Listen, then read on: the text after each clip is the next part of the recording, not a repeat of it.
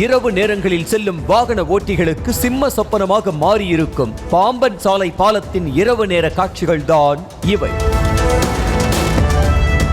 ராமநாதபுரம் மாவட்டம் பாம்பன் நிலப்பரப்பையும் ஆன்மீக தலமான ராமேஸ்வரம் தீவையும் இணைக்கும் போக்குவரத்து வழித்தடம் தான் அன்னை இந்திரா சாலை பாலம் எனப்படும் பாம்பன் சாலை பாலம். 1988ஆம் ஆண்டில் திறந்து வைக்கப்பட்ட இந்த சாலை பாலம் சாலை மார்க்கமாக செல்லும் வாகன ஓட்டிகள் மற்றும் சுற்றுலா பயணிகளுக்கு பெரும் வரப்பிரசாதமாக இருந்து வருகிறது. ராமேஸ்வரத்திற்கு ஆன்மீக பயணம் மேற்கொள்ளும் சுற்றுலா பயணிகள் கண்டுகளிக்கும் சுற்றுலா மையமாகவும் இந்த சாலை பாலம் திகழ்கிறது என்றால் மிகையல்ல. உயரமான சாலை பாலத்தின் மீது நின்று கடல் காற்றை வாங்கியபடி கடலையும் பாம்பன் ரயில் பாலத்தையும் சில சமயங்களில் அதில் செல்லும் ரயிலின் அழகையும் கண்டு ரசிக்கும் சுற்றுலா பயணிகள் ஏராளம்.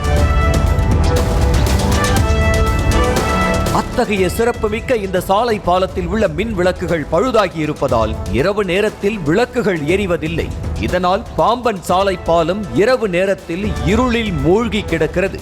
இரவு நேரத்தில் இந்த சாலை வழியாக செல்லும் வாகன ஓட்டிகள் ஒருவித பயத்துடனேயே பாலத்தை கடந்து செல்ல வேண்டிய நிலைமை காணப்படுகிறது.